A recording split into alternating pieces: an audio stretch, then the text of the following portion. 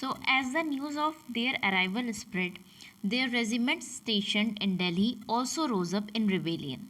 They killed several British officers, seized arms, and set buildings on fire. They met the Mughal Emperor Bahadur Shah Zafar and proclaimed his as their leader.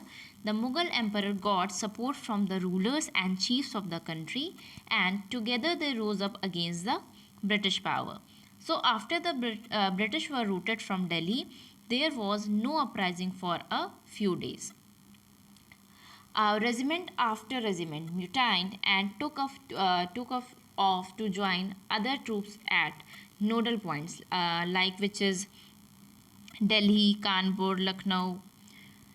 After them, the people of the towns and villages also rose up in rebellion and rallied out local leaders, zamindars, and chiefs who were prepared to fight the British. Thus, a widespread revolt shook the British confidence over ruling India.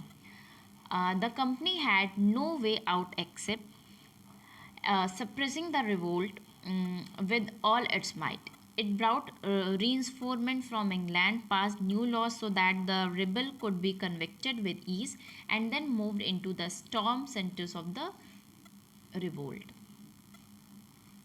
Then the company recaptured Delhi from the rebel forces in September 1857. It is the time period of September 1857.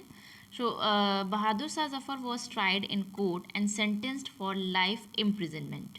He, along with his wife, was sent to prison in Rangoon. But people in other areas still continued to resist and fought with the British, and the British had to fight for 2 years to suppress the massive forces of mass rebellion. The British had regained control of the country by the end of 1859, but they could not carry on ruling the land with the same policies anymore.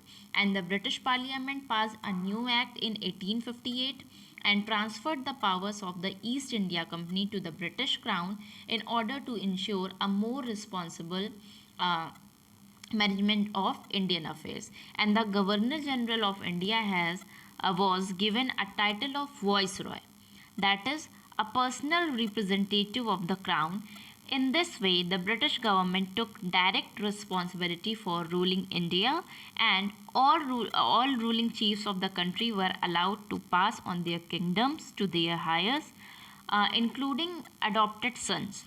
However, they were made to acknowledge the British Queen as their sovereign paramount.